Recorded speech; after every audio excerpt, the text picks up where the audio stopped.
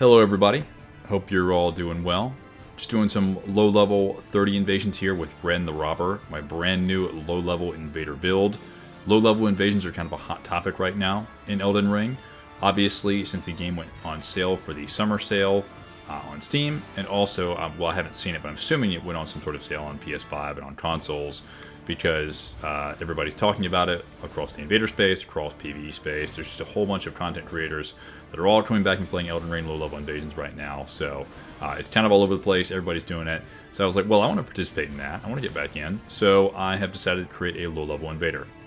One thing I discovered very quickly, though, is that while there's increased activity, there's a lot more Tarnished Tongue invasions, which is already kind of an uptrend recently, which was nice. But there are also the same amount of overlevel phantoms. There's the same amount of people that are just running really ridiculous overpowered builds at low level, aka twinks, which I guess at the same time, and in some ways, anyone who is somewhat prepared and knows how to make a build at low level against people who don't is kind of in that vein, but there's different shades to it, definitely. There's different shades to it, definitely. But the one thing that is abundantly clear, even more than that, is that there are a lot of players who are very honest, doing co-op with their friends, who do not have any idea what they're doing.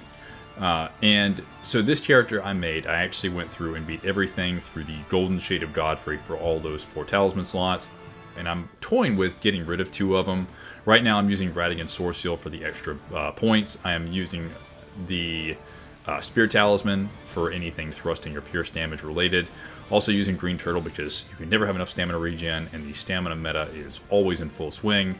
And lastly, I am using the 2 Fingers Heirloom so that I can use things like Bloodflame Blade, the Magic Protection spell, Rejection, Flame Cleanse Me, all those things. Pretty vital. If I was to get rid of 2 of them, I suppose I would probably try to get rid of the Spear and maybe 2 Finger Heirloom, but I think I would want my utility spells with that, so maybe I'd get rid of the Green Turtle again, just to make it feel a little more balanced. And speaking of balanced, one thing I did notice was that some of the weapons that I was using were doing an inordinate amount of damage to hosts and phantoms, especially more honest ones. So I was toying with, not using certain ones in certain situations. Things like the Iron Cleaver with Lightning Strike, which is also lightning infused. The Scimitar, which has the same moveset as Shamshir, just a little shorter. It's kind of one of the concessions I made to be a little bit less strong. Plus, you never see Scimitar, so I wanted to use it. That's Sacred infused with Sacred Blade. Things like that, you can really tell a difference in someone who is just using, pretty low-level weapons. The damage is pretty shockingly different. You see here how much damage they're doing to me and how much damage I'm doing to them. I realized that it's just too strong, so I need to switch it. I will still use it, and you will see me use it on certain phantoms that are over-leveled, because there's a lot that I come across, even now in this video, so don't worry about that. But you'll see I'll switch to things either when the host and phantoms are a little bit more on par with me, or the host on their own. I'll switch to like the longsword that's just, like teen infused, or I will switch to the flail, something like that. Again, not infused with any elemental infusion, just to make it a little bit more balanced. There's also one part where I switch to the flail for one phantom who just is a parry god the entire time, which is pretty funny. But anyway, basically, I kind of wanted to segue into this talking about low-level invasions and how you should try them right now if you haven't done it before. It's a great time to do low-level invasions. They're very fun, and there's a lot more players. Well, not a lot, but I'll say there's definitely more players right now than there have been. There's a lot of activity at low levels. It's fun. But for those, it's also kind of a cautionary thing for those that are more experienced. You don't have to play the way I play. You can invade however you want to. If you want to make gross, overpowered, low-level twink builds, that's fine. I may not completely respect it all the time, but you play the way you want to play, and as long as you're not like an absolute asshole to everyone around you, I'm not going to hate on it too much. It's fine. But I want to be a little more balanced and fair to players, because I don't have the goal to win in these games. I have the goal to have a fun fight, and also kind of in the vein of a lot of the content creators that I quote-unquote grew up with in the Soul scene, Saint Riot, Peeve, all those guys.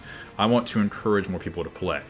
And I don't really know if I can do that very effectively if I come across as an unrelatable try-hard in my videos.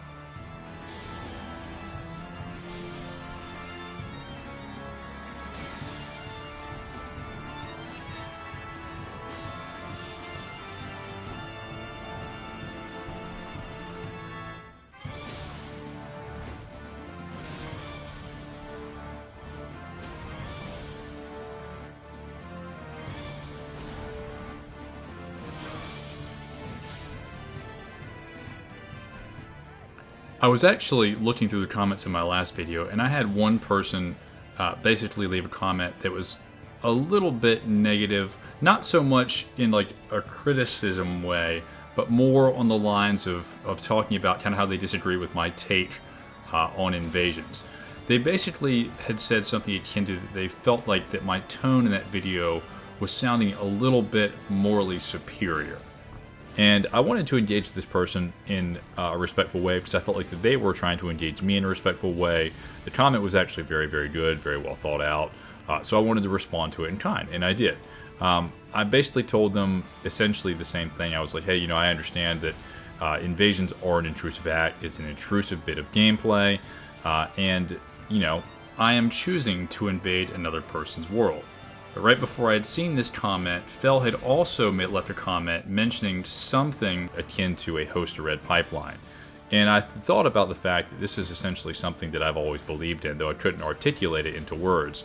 The idea of the host-to-red pipeline is essentially, as an invader, if you play in a fun way or if you do invasions, you will, through naturally just, you know, participating in this type of activity, inspire at least some people, host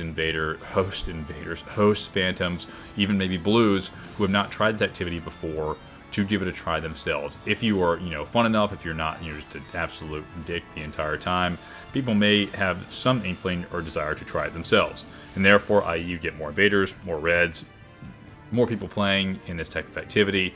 The activity gets better for everyone involved, and the scene that I'm in, the scene that I love, becomes even better. And yes, I absolutely believe in that. This is, if I had a point to the content creation that I have, if I had a point to the content that I make, it is that. It is to increase that host-to-red pipeline.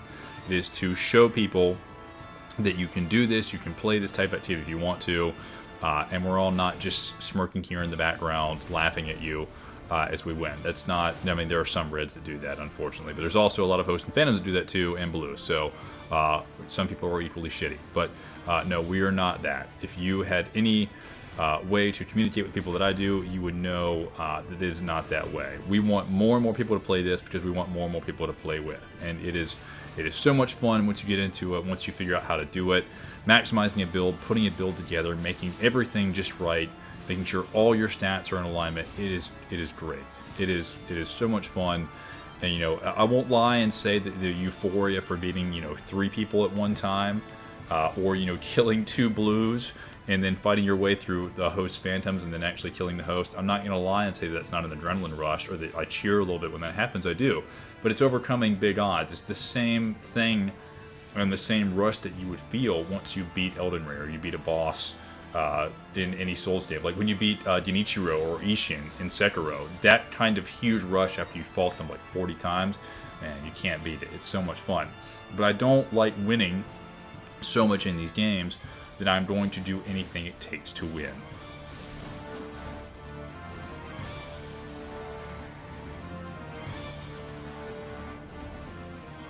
Now, I'm not going to lie, it's really hard to get out of the mindset of playing ruthlessly efficiently all the time in Elden Ring as an invader. This game kind of grinds it into you when you're using and playing this mechanic that you just have to be on the ball all the time. And that can appear to be somewhat mean, but when you're white clenching your controller against someone who is using, you know, Moh's spear and bleeding you out almost immediately with one like L2, you feel that pressure.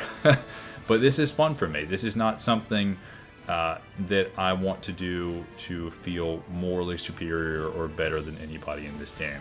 I just want to have a good fight and hopefully win that fight. And if I don't, you know, that's fine. And really, if I inspire somebody to actually try this out themselves, that's the best thing that could happen, because I will probably get to play them later on, maybe when they've even improved a little bit, gotten a little better at the game. And that will be an even better fight than what I have right now.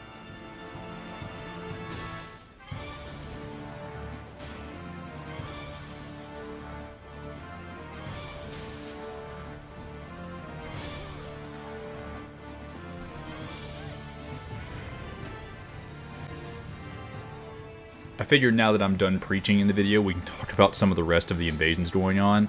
That might be a little bit fun, and we don't have to, again, you know, harp on, you know, low-level invasions and how to be and how not to be. Right here, as you can see, I have actually invaded a host and a phantom here. Phantom is obviously overleveled, almost immediately bleeding me out with that lovely, lovely original meta right there, that Rivers of Blood. I don't know what they have in the offhand as Katana. I would not be surprised if it was Moonveil, but it may not be. It may just be like an Uchigatana. And I am just not in a great place right now. I'm having to use way too many resources too fast. They are chasing after me. They're very aggressive, so I have to get away. And that little last bloody slash there really is bringing me down. What I do have access to, though, here is the poisonous plants and the constant damage that they will continually do to this host and this Phantom. They're also giving me a little bit of obscurity, which is nice, although, as you see here, I did get backstab. I thought I actually was dead here, but I did not die, which was a huge blessing. One thing I have also noticed is, as soon as I started swinging at that Phantom, he pulled out a parry shield immediately. So what do you think that means?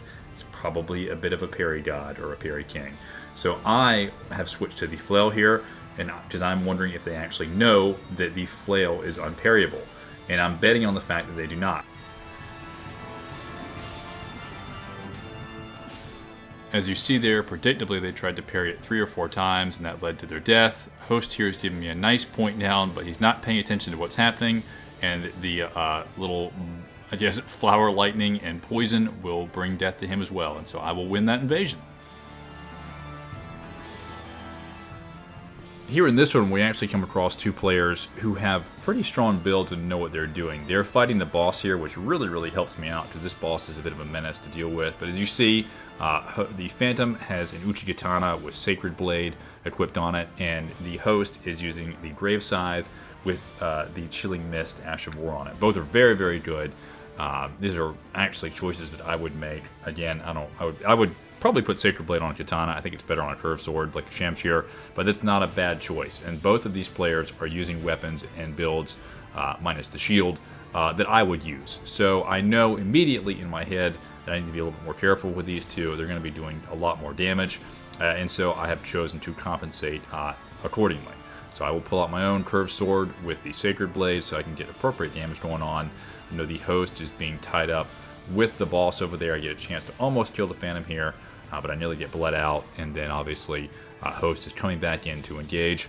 So I need to separate these two as much as possible, make sure that the boss is getting in here to actually break them up a little bit, and see what we can do. Unfortunately, though, I will get grabbed by the boss and struck down, so that was not too great. Host is here to take advantage of that, getting me with the Wake Up, Chilling Mist. Very, very smart play. Very, very well done.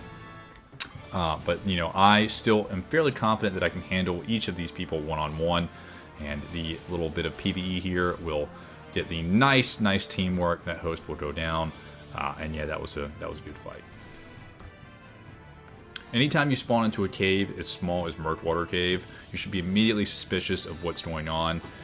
In this instance, it was not a gank, but if you get summoned into here, typically, you know, or at least a lot of times, there are people who will sit in this cave and just wait to summon in invaders in here because it's a very small area. You cannot move or go anywhere.